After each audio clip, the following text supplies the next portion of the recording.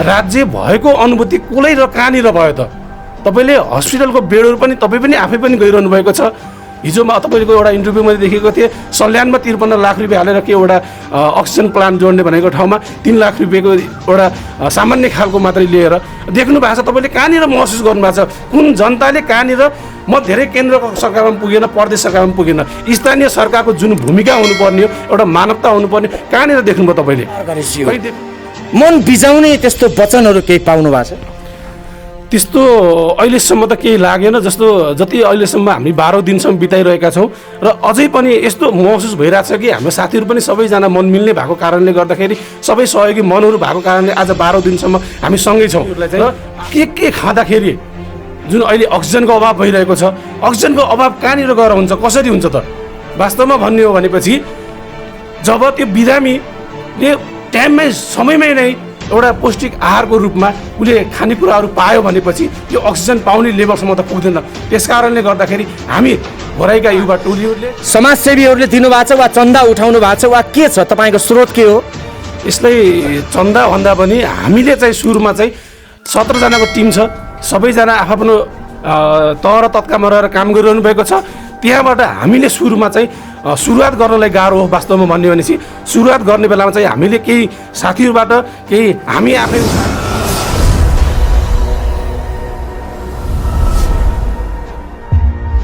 दर्शकवृन्द नमस्कार, यहाँहरूलाई हार्दिक स्वागत छ। हामी लुम्बिनी प्रदेशको दाङबाट बोलिरहेका छौँ। दर्शकवृन्द, कोरोनाको दोस्रो लहरको चरम उत्कर्षको अवस्थामा यति बेला सम्पूर्ण मानव जगत कोरोनाको चपेटामा छ। दर्शकवृन्द, हाहाकार छ। अस्पतालमा बेड पाइएका छैनन् भने अक्सिजन सिलिन्डर पाउने त धेरै टाढाको कुरा भयो। अक्सिजन सिलिन्डर समेत नपाएर छटपटाउँदै मान्छेहरूले देह त्याग गरिरहेका छन् भने यति बेला नेपालको राजनीति सत्ता परिवर्तनको खेलमा जकडिएको छ। जनताको चासो यहाँ कसैलाई पनि छैन। राज्यको उपस्थिति कुन चराको नाउँ हो भन्ने अवस्था अहिले देखिएको छ। दर्शकवृन्द, दाङ जिल्लाको घोराई उपमहानगरपालिकालाई केन्द्रबिन्दु बनाएर दाङको राप्ती स्वास्थ्य विज्ञान प्रतिष्ठान र यसै गरी बेलझुन्डीमा रहेको कोरोना विशेष अस्पतालमा उपचाररत कोरोना सङ्क्रमित बिरामीहरूलाई पोषणयुक्त खाना खुवाउने काम अहिले सृजनशील काममा लागेका युवा समूहहरूले गरिरहेका छन्। यो कुनै आर्थिक लाभको लागि गरिएको होइन। दर्शकवृन्द, स्वतःस्फूर्त रूपमा समाजमा सकारात्मक सन्देश दिने गरी युवाहरू जसरी अगाडि आएका छन्, यो अति नै सराहनीय कुरा हो। दर्शकवृन्द, तपाईँले देखिरहनु भएको छ, सेवा नै धर्म हो। कोरोना बिरामीका लागि पौष्टिक आहार अभियान अन्तर्गत डाक्टरले सिफारिस गरिएको, हेर्नुहोस् है, डाक्टरले सिफारिस गरे बमोजिमको सन्तुलित पौष्टिक आहार अहिले बिरामीहरूको लागि उपलब्ध गराउने अभियानमा युवाहरू लागेका छन् र आर्थिक समितिका संयोजक युवा समाजसेवी कुलराज पोखरेल कुराकानी गर्नका लागि हामीसँग हुनुहुन्छ। कुलराजी, तपाईँलाई स्वागत छ। धन्यवाद। कुलराजी, तपाईँहरूले कुन कुन स्थानका, कुन कुन ठाउँका कतिजना बिरामीलाई के पौष्टिक आहारको रूपमा चाहिँ सप्लाई गरिरहनु भएको छ? हामीले अहिले बेलझुन्डी, कोरोना उमा र लमैमा चाहिँ हामीले पौष्टिक आहारको रूपमा चाहिँ हामीले चना, अन्डा र मिनरल वाटर, यो कसरी हामीले चना र अन्डा र मिनरल वाटर सिर्जना गऱ्यौँ भन्दाखेरि बेलझुन्डीमा रहेका हाम्रो त्यहाँको संयोजकले चाहिँ कोरोनाको बिरामीहरूलाई चाहिँ के खाँदाखेरि जुन अहिले अक्सिजनको अभाव भइरहेको छ, अक्सिजनको अभाव कहाँनिर गएर हुन्छ, कसरी हुन्छ त? वास्तवमा भन्ने हो भनेपछि जब त्यो बिरामीले टाइममै समयमै नै एउटा पौष्टिक आहारको रूपमा उसले खानेकुराहरू पायो भनेपछि त्यो अक्सिजन पाउने लेभलसम्म त पुग्दैन। त्यस कारणले गर्दाखेरि हामी भराइका युवा टोलीहरूले बसेर छलफल गरेर, सल्लाह गरेर एउटा चियाको चुस्कीसँग एउटा छलफलमा गएर हामीले चाहिँ के निष्कर्ष निकाल्यौँ भनेपछि हिजोको कोरोनाको बेला पनि हामीले यसै गरी राहतका सामग्रीहरू बाँडेका थियौँ र त्यसले नै यो चरणको कोरोनाको महामारीमा पनि हामीले केही न केही नयाँ गर्नुपर्छ, केही न केही गर्नुपर्छ भनेर साथीहरूसँग चिया गफबाट सुरु भएको हाम्रो एउटा अभियान हो यो। हामीले चाहिँ त्यसबाट अनि त्यहाँबाट हामीले के गर्नु त भन्दाखेरि सुरुमा चाहिँ हामीले मास्क र सेनिटाइजर बाँडौँ भन्ने कुरा आयो। तर मास्क र सेनिटाइजर बाँड्दै गर्दाखेरि यो त अरूले पनि गरिरहनु भएको छ, अरू साथीहरूले पनि गरिरहनु भएको छ भनेपछि हामीले त्यसैमा हात हाल्दाखेरि अरू केही कामहरू छुट्ने हो कि त भन्ने लाग्यो। अनि त्यहाँबाट हामीले लाग्यो अक्सिजनको अभाव पनि छ। अक्सिजनको अभाव हुँदै गर्दाखेरि हाम्रो पहुँच कहाँनिरसम्म पुग्ने त?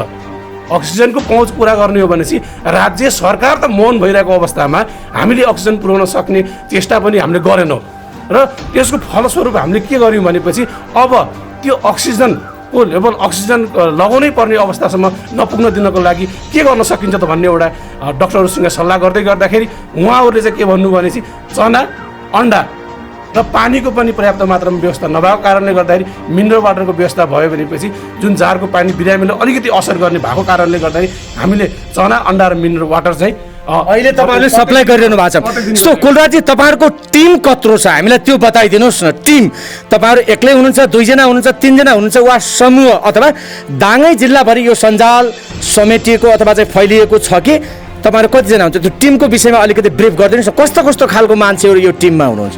हामी 17 जनाको टिम छ हामीसँग।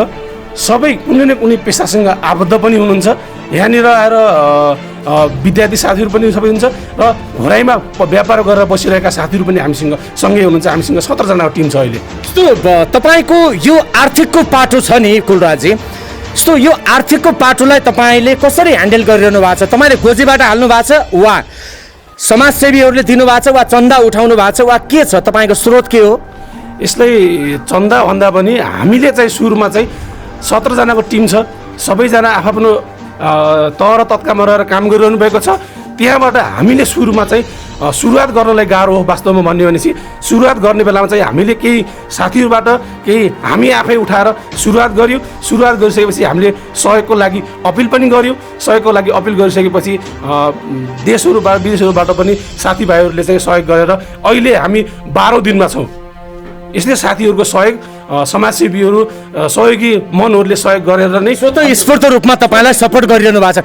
दैनिक तपाईँले कतिजनालाई एभरेजमा र कति रकमको मतलब दैनिक खर्च कति आइरहेछ र कतिजनालाई तपाईँले चाहिँ यो पौष्टिक युक्त खाना चाहिँ सप्लाई गरिरहनु भएको छ? हामीले एभरेजमा 100 जनालाई खुवाइरहेका छौँ। सुरुका दिनहरूमा केही बढी पनि भयो र अहिले आएर एभरेजमा हेर्ने भनेपछि हामीले 100 जना बिरामीहरूलाई चाहिँ अहिले पौष्टिक आहार खुवाइरहेका छौँ र दैनिकको कुरा गर्ने भने चाहिँ दैनिक तपाईँको 10 देखि 12,000 सम्मको रेसियोमा चाहिँ हाम्रो खर्च आइरहेको छ। जस्तो कुलराजजी परिमाण पनि सोधौँ न। जस्तो चना कति हुन्छ, तौलेको हुन्छ कि अन्डा कतिवटा हुन्छ, पानी कतिवटा हुन्छ, होइन? यो एउटा जिज्ञासाको कुरा पनि रह्यो। तपाईँ पारदर्शी हुनुहुन्छ भने यो प्रश्नको जवाब अवश्य पनि दिनुहुन्छ। एकदमै हामीले चाहिँ चना 50 ग्रामसम्म एकजना बिरामीलाई र एउटा अन्डा अनि पछि एउटा मिनरल वाटर चाहिँ हामीले कसरी दिइरहेका छौँ? एउटा बिरामीले कम्तीमा पनि 2वटा पुगोस् भन्ने तरिकाले हामीले मिनरल वाटर यसरी दिइरहेका छौँ। जस्तो यातायात तपाईँलाई त्यो तपाईँ अहिले घोराइमा यो स्थानमा जुन चाहिँ ठाउँबाट हामी तपाईँसँग कुराकानी गरिराखेका छौँ यहाँ बनाउनुहुन्छ र यहाँबाट करिब करिब 16 किलोमिटर के भन्छ पश्चिमतर्फ बेलजुन्डी अस्पतालमा जानुपर्छ। यसै गरी यहाँबाट 24 किलोमिटर पूर्वतर्फ तपाईँ चाहिँ लमही जानुपर्छ भने यो यातायातको कसरी म्यानेज भइराखेको छ? तपाईँले बाइकमा लग्ने गर्नु भएको छ कि अथवा चाहिँ गाडी नै छ कि अथवा कसैले व्यवस्था मिलाइदिएको छ कि? हाम्रो यही टोलीभित्र अभियन्तामा चाहिँ हामीसँग 2 जनाको गाडी पनि छ साथीहरूसँग र बेलजुन्डीको सहरमा चाहिँ हामीले किनभने अलिकति लार्ज स्केलमा पनि लग्नुपर्ने पानीको कार्टुन पनि बढी भएको कारणले गर्दाखेरि र पौष्टिक आहार पनि अलिकति बढी भएको कारणले गर्दाखेरि चाहिँ हामीले चाहिँ बेलजुन्डीसम्म चाहिँ गाडीमा लमै पनि कुनै दिन पानी परेको अथवा केही भयो भनेपछि त्यस्तो अवस्था भयो भने चाहिँ गाडीमा नै लग्ने गरेका छौँ। हामीसँग अहिले चाहिँ 2वटा गाडी र सबै साथीहरूको बाइक भएको कारणले गर्दाखेरि लमैले अलिकति नजिक पनि पर्ने र अलिकति बिरामीको सङ्ख्या पनि कम भएको कारणले गर्दाखेरि कहिलेकाहीँ पानी परेन या भएन भनेपछि हामीले त्यहाँनिर बाइकसम्म पनि पुर्याउने व्यवस्था गरिरहेका छौँ। र अहिले चाहिँ हाम्रो साथीहरूको 2वटा गाडी भएको कारणले एउटा गाडी चाहिँ बाहिर जसले हामीले नगदभन्दा पनि जिन्सीले अलि बढी फोर्स गरेको कारणले गर्दाखेरि जिन्सी सामग्रीहरू अलिकति उपलब्ध भएको कारणले गर्दाखेरि हामीले एउटा गाडी चाहिँ बाहिर कहाँनिर को साथीहरूले को सहयोगी मनहरूले हामीलाई अन्डा चना जे दिनुहुन्छ त्यो गाडीले कलेक्सनमा लगाउँछौँ। एउटा गाडी चाहिँ हामीले प्रत्येक दिन चाहिँ बेलझुन्डी त्यो यातायातको व्यवस्था पनि आफै गर्नु भएको छ होइन। यस्तो यो अभियान आज 12औं दिनसम्म चाहिँ चल्दै गर्दाखेरि कुनै बिटर एक्सपिरियन्स छ, तितो अनुभव, बेकार गरेछ यो, मन बिजाउने त्यस्तो वचनहरू केही पाउनु भएको छ?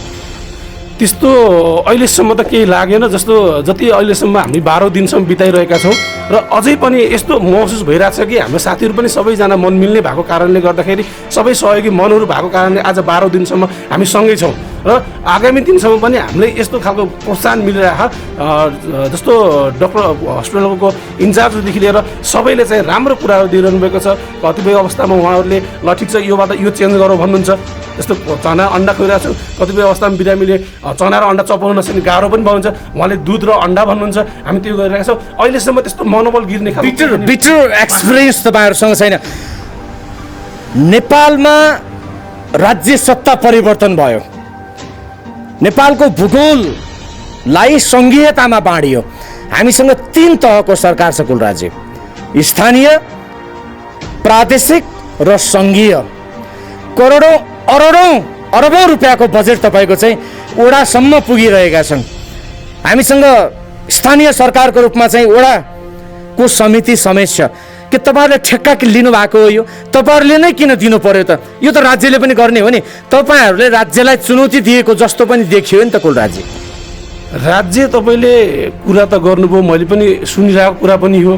राज्य भएको अनुभूति कसलाई र कहाँनिर भयो त? तपाईँले हस्पिटलको बेडहरू पनि तपाईँ पनि आफै पनि गइरहनु भएको छ। हिजोमा तपाईँको एउटा इन्टरभ्यू मैले देखेको थिएँ, सल्यानमा 53 लाख रुपियाँ हालेर के एउटा अक्सिजन प्लान्ट जोड्ने भनेको ठाउँमा 3 लाख रुपियाँको एउटा सामान्य खालको मात्रै लिएर देख्नु भएको छ। तपाईँले कहाँनिर महसुस गर्नुभएको छ? कुन जनताले कहाँनिर म धेरै केन्द्र सरकारमा पुगेन, प्रदेश सरकारमा पुगेन, स्थानीय सरकारको जुन भूमिका हुनुपर्ने हो, एउटा मानवता हुनुपर्ने, कहाँनिर देख्नुभयो तपाईँले? कहीँ देख्नु भएको छ? र त्यही नभएको कारणले गर्दाखेरि कम्तीमा पनि एउटा मानवता जागोस् त। स्थानीय सरकारलाई यो वास्तवमा भने म क्वेसनमा खडा गर्न चाहन्छु, कहाँ सुतिरहेको छ त स्थानीय सरकार? यस्तो कुलराज एन्ड कम्पनीको ठेक्का हो यो। ठेक्काको रूपमा भन्दा पनि हामीले चाहिँ अहिलेसम्म 12 दिन बिताइसक्यौँ र आगामी दिनमा पनि अझ हामीले पनि बिताउन सक्छौँ भन्ने पनि लागिरहेछ। त्यस कारणले ठेक्का भन्दा पनि एउटा स्वतः स्फूर्त मानवमा जाग्ने एउटा मानवीय व्यवहार हो जस्तो लाग्छ। यो तपाईँको कामबाट भविष्यमा केही बेनिफिटको आशा लिनु भएको छ कि? राजनैतिक एउटा चाहिँ लाभको आशा अथवा चाहिँ मान प्रतिष्ठाको आशा र यसबाट मैले चाहिँ समाजमा केही गरिहाल्छु र नेपाली समाजले चाहिँ मलाई पछि चिन्छ र कुनै ठाउँमा पुर्याउँछ भन्ने तपाईँहरूको सोचाइ पनि त हुनसक्छ नि? तपाईँलाई सुन्दा सामान्य लाग्न सक्छ। कोरोना बिरामीको लागि 50 ग्राम चना, एउटा अन्डा, 2टा मिनरल वाटर पुर्याउन मैले मात्र सक्ने हो र हाम्रो टिमले मात्र सक्नु त होइन त। यो त चाह्यो भने त जसले पनि सक्छ त। यहाँनिर आएर हाम्रो केही स्वार्थ भइदिएको भए त हामीले अरू योभन्दा बढी कुराहरू गर्न सक्थ्यौँ नि त। हामीले त सामान्य कुरा सुन्दा सामान्य लाग्छ, तर भित्री रूपमा गएर हेर्नुभयो भनेपछि तपाईँले त्यहाँनिर बुझ्न सक्नुहुन्छ कि सामान्य चना मात्रै रहेनछ।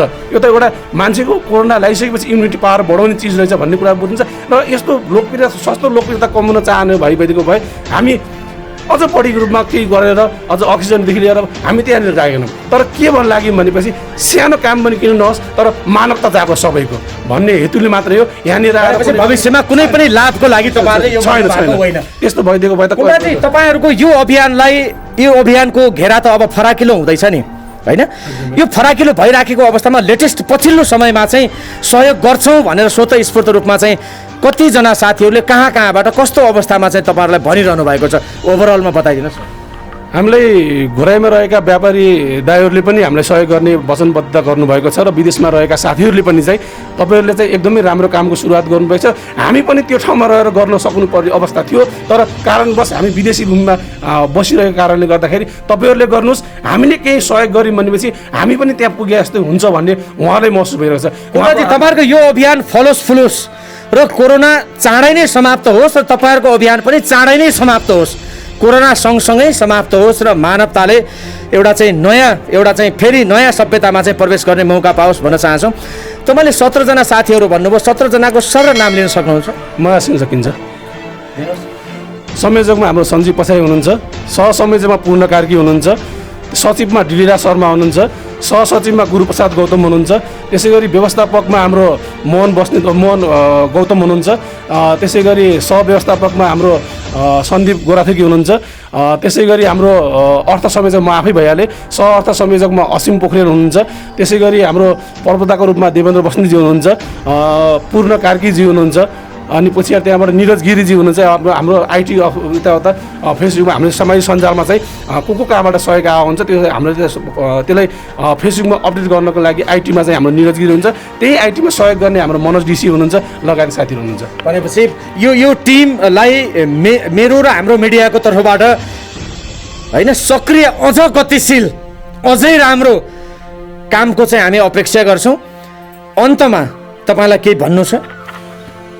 हामीले यो आज 12 दिन बिताइसक्दाखेरि अझै पनि साथीहरू जोडिन चाहने, सहयोगी मनहरू जोडिन चाहने, यहाँनिर सबैले लाग्छ स्थानीय सरकारहरू पनि थिए थता हुँदाहुँदै पनि कसैले पनि गर्न नसकेको कारणले गर्दाखेरि हामीले चाहिँ अब त्यो कुराहरू सबै कुराहरू माया मारेर हामी आफै आज 12 दिनसम्म बिताउन सक्छौँ भनेपछि अझै यस्ता 12 दिन त अझै पनि बिताउन सक्छौँ। त्यस कारणले गर्दाखेरि यो बिताउने समयमा हामीसँगै टाढा टाढा रहेर पनि हामीलाई यो अभियानमा चाहिँ हातेमालो गर्नको लागि उहाँहरूले सहयोग पनि गर्न सक्नुहुन्छ। सहयोग गर्नको लागि हामीले अब हामी सामाजिक सञ्जालबाट हाम्रो एउटा पेज पनि छ, त्यो पेजमा आएर पनि उहाँले गर्न सक्नुहुन्छ, इनबक्स पनि गर्न सक्नुहुन्छ र सिधै मोबाइल नम्बरमा सम्पर्क गर्न सक्नुहुन्छ। मेरो मोबाइल नम्बर 9857832752 छ, 9857832752 मेरो नम्बर सम्पर्क 9857832752 मा तपाईँले प्रत्यक्ष सम्पर्क गरेर सेवा नै धर्म हो, कोरोना बिरामीका लागि पौष्टिक आहार अभियानमा तपाईँ प्रत्यक्ष जोडिन सक्नुहुन्छ र पुण्य लाभको एउटा चाहिँ भागीदार बन्न सक्नुहुन्छ। क्यामेरामा जीवन ओलीको साथमा सङ्घीय एक्सप्रेस र सहारा खबर दाङका लागि म विष्णुदेव कोटा आगे चाहन्छु। नमस्कार।